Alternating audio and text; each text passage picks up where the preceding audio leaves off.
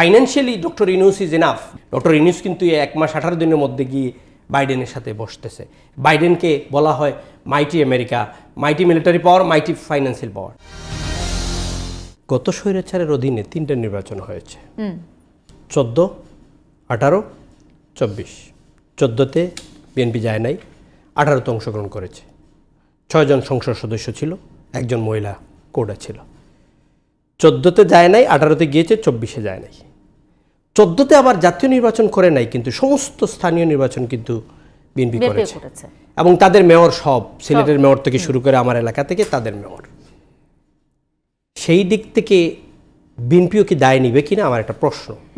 দ্বিতীয় প্রশ্ন হলো, অন্তর্বর্তীকালীন সরকারকে সব দলগুলো মিলে যদি তাড়াহুড়া শুরু করে দেয়, পুশ করা শুরু করে সংস্কারের আগে নির্বাচন দেন, প্রত্যেকটা পলিটিক্যাল পার্টি তার নিজস্ব স্ট্র্যাটেজি আছে, তার বিএনপির একটা স্ট্র্যাটেজি আছে, জামাতের তার নিজস্ব একটা স্ট্র্যাটেজি আছে, জাতীয় পার্টি তার ছোট্ট দল যদি বিএনপি মনে করে তার একটা নিজস্ব স্ট্র্যাটেজি, বামপন্থীদের তার স্ট্র্যাটেজি আছে।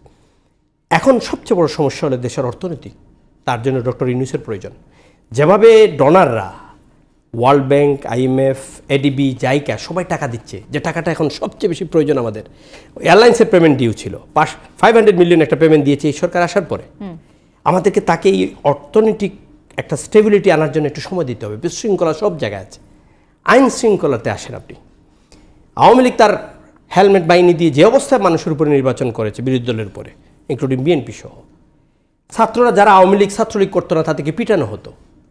আজকে সেই অবস্থা যদি ঢাকা ইউনিভার্সিটিতে হয়, বৈষম্য বিরোধী আন্দোলনে ছাত্র জনতা মিলে, দেশের আওয়ামী লীগ ছাড়া বাকি রাজনৈতিক দলগুলো মিলে একটা পরিবর্তন নিয়ে এসেছে। এই ঢাকা ইউনিভার্সিটি তফাজ্জুলকে বাদ খাইয়ে একটা মস্তিষ্ক বিকৃত ছেলেকে পিটিয়ে তার পা লেলিয়ে তাকে মারা হইল, এটা কোন সভ্য সমাজে বলে? It is a signal of the state is failure. Mob justice তখনই হয়, আমার নিজে গিয়ে সোমালিয়াতে আমি ভিজিট করে দেখেছি, ওইখানে ধরে মেরে ফেলে, পাবলিক ধরে মেরে ফেলে, পুলিশ নাই, আইন শৃঙ্খলা বাহিনী নাই, কেউ ধরতে পারছে না, বিচার করতে পারছে না। তাহলে কি আমরা সেই জায়গায় আছি? আমাদের এই 1 মাস 18 দিনের মধ্যে এই যে কালচার, জাহাঙ্গীরনগর বিশ্ববিদ্যালয়ে আরেকজনকে মারা হলো, রাজশাহীতে আরেকজন মারা হলো, অফিস দখল করা হচ্ছে, চ্যানেল দখল করা হচ্ছে। আমাদের পলিটিক্যাল পার্টি মানুষগুলো সবার এদের করে খুব আছে, এরা অন্যায় করেছে, অত্যাচার করেছে, নির্যাতন করেছে আওয়ামী লীগ। মানুষের মানে রন্দে রন্দে এই ক্ষোভ তৈরি হয়ে গিয়েছে। কিন্তু আপনাকে মনে রাখতে হবে, এইটার পরিপ্রেক্ষিতে আপনি পরিবর্তন চেয়েছিলেন, নট দি প্রতিশোধ নিয়ে যে এই ছেলেটাকে, তফাজ্জুল নামক ছেলেটাকে মারা হলো, যারা করছে এরা ছাত্ররা, আমরা তাদের কাছে তো অন্য কিছু চাই। এরা কারা? যারাই করছে, আমার দল বিএনপি বা যা ছাত্রলীগ যারাই থাকুক না কেন, তাদের কোনো সমাজে স্থান নাই। আপনি, আমি, আমরা তিনজনের মধ্যে এখানে কেউ আমরা অ্যাকসেপ্ট করে নেওয়ার কোনো সুযোগ নাই। এই মব জাস্টিস যদি আপনার দেশে তৈরি হয়ে যায়, গণপিটুনিটা এস্টাবলিশড হয়ে যায়, তাহলে স্টেট ফেইলিয়ার হয়ে যাবে। এটা ডেমোক্রেসিতে বলা আছে, it will be failure state. Yunus পারবেন না, যে নেক্সট আসবে সেও পারবে না। বিকজ আপনি এই কালচারটারে যখন আপনি প্যাট্রন করবেন, এনকারেজ করবেন, তখন আপনি কিন্তু এটাকে আর কন্ট্রোল করতে পারবেন না। তখন আপনি যখন আসবেন, প্যাট্রনটা কারা করছে? সামহাউ কেউ করছে, প্যাট্রন কারা করছে? দেশটা অস্থিতিশীল করার জন্য কেউ করছে, দেশের ভিতর থেকে করছে, আমি এটাই জানতে চাচ্ছি, বাইরে থেকে কেউ করছে। দেশ অস্থিতিশীল হলে পারে লাখ টাকা। গার্মেন্টসের আজকে আমার কাছে তথ্য আসছে, যদি আমি এটা শেয়ার করি, মানে কি যে হবে, গার্মেন্টসের মালিকরা মাল বাইর করতে পারছে না। মবরা বলছে আমাদেরকে মাসে এত টাকা না দিলে ট্রাক বাইর হবে না, এগ্রিমেন্ট করো, মাসে এত টাকা দিবা। মেইন স্ট্রিম 2টা পত্রিকা নিউজ হয়েছে, তাদের বিরুদ্ধে কোনো ব্যবস্থা নেওয়া হচ্ছে না। দ্যাট মিনস স্টেট ফাংশনিং না এখনো পর্যন্ত। আর্মিরে মেট্রোপলিটনের বাইরে ক্ষমতা দেওয়া হয়েছে ম্যাজিস্ট্রেসি পাওয়ার। আমি টকশোতে 10 দিন আগে বলেছি যে ম্যাজিস্ট্রেসি দেন, আমার সাথে বিএনপির আরও পাওয়ারফুল ছিলেন, যে ম্যাজিস্ট্রেসি ক্ষমতা দেন, থানায় কিছু নাই, থানাতে গিয়েছিলাম, এরা যা ইচ্ছা তা করছে, ম্যাজিস্ট্রেসি দেওয়া হয়েছে বাইরে।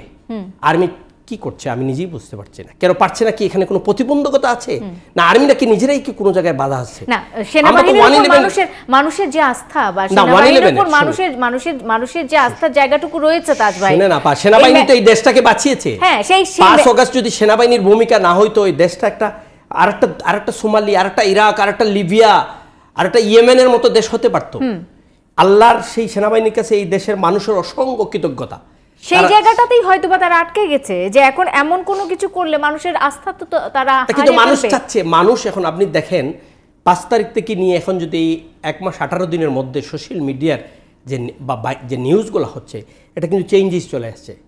এই যারা পারপেটেটের আগেই অত্যাচার নির্যাতন করে গেছে, কূটকৌশল অপকৌশল রাজনীতি করে দেশটাকে, আওয়ামী লীগ করলে আপনার সব আছে না হলে নাই, সব সময় জি হুজুর, এই কালচার থেকে বেরিয়ে আসার সময় লাগবে, একদিনে হবে না।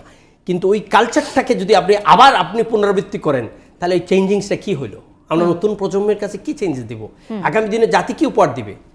আমার তো মনে হয় যে অবস্থা শুরু হয়েছে, মানুষ সুইং ভোটাররা, দলীয় যারা সমর্থন আছে সেরাও বলবে এইগুলো সব ঠিক হোক, তার আগে আমরা ভোটের কথা বলি, এর আগে ভোটের কথা বলে লাভ নাই। বিএনপির তারেক রহমান সাহেবের ওই দিনকে বক্তব্য অসম্ভব ভালো বক্তব্য দিয়েছেন, জামাতের আমির সাহেবও ভালো বক্তব্য দিচ্ছেন, জিএম কাদেরও বলেছেন, বাকি বামপন্থী যারা আছে বন্ধু বড় আমাদের বড় ভাইরা সারা বলছেন, সবাই বলছেন যে আমরা এমন একটা জায়গায় দেশটা নিয়ে এই সময়টাতে উচিত যাওয়া, ন্যাশনাল কনসেনসাস। আপনাকে মনে রাখতে হবে সংস্কারগুলো কিন্তু রাজনৈতিক দলরে আপনার সংস্কৃতি থাকতে হবে। তারা অ্যাটাচমেন্ট যদি না থাকে তাহলে এটাকে আবার ভ্যালিডিটির আপনার প্রবলেম হবে। সংস্কার করেন, সব রাজনৈতিক দল এই সংস্কারগুলো চায়, এগুলো আপনি করেন, আইনের সহযোগিতা এই সরকারের দেওয়া উচিত। Financially doctor Yunus is enough. Nobel লরিয়ের নাম শুনলেই দুনিয়ার সবাই টাকা দিতে রাজি। সাবেক প্রধানমন্ত্রী কতবার চেষ্টা করছে বাইডেনের সাথে বসার জন্য, এই সুযোগ হয় নাই। ডক্টর ইউনূস কিন্তু 1 মাস 18 দিনের মধ্যে গিয়ে বাইডেনের সাথে বসতেছে। বাইডেনকে বলা হয় মাইটি আমেরিকা, মাইটি মিলিটারি পাওয়ার, মাইটি ফাইন্যান্সিয়াল পাওয়ার। সেই আমেরিকার প্রেসিডেন্ট তার সাথে বসতেছে, এটা আমাদের জাতি হিসেবে বাংলাদেশের গর্ব। ওনার নেতৃত্বে অনেকগুলো অ্যাডভাইজার, রবিউল ভাই নিজেও বলেছেন, দে আর ভেরি কম্পিটেন্ট, এদের জাতি আশা করতে পারে। আমি সবাইকে 100 বলবো না, অনেকগুলো এখানে আছে। আসিফ নজরুল আছেন, যিনি অর্থতে আছেন, উনি ভেরি ট্যালেন্টেড। ওনাদেরকে আমরা এক সময় দিয়ে গোছানো একটা টাইম যদি দেই, 500টা সংগঠন, অন রেকর্ড পত্রিকার রিপোর্ট বলতেছি, কোট আন কোট, 500টা সংগঠন অলরেডি দাবি দাওয়া পেশ করেছে, এটা তাদের সংস্কার চায়। এই সরকার যদি 500টা সংগঠনের প্রতিদিন আপনি প্রেস ক্লাবের সামনে রাস্তা বন্ধ করে, পলিটেকনিক্যালের তেজগাঁও রাস্তা বন্ধ করে 6 ঘন্টা রাস্তা বন্ধ ছিল, আপনি তো জানেনই, রবিউল ভাইও জানেন, এইসব যদি প্রতিদিন করেন এই সরকার তো সংস্কার করতে পারবে না।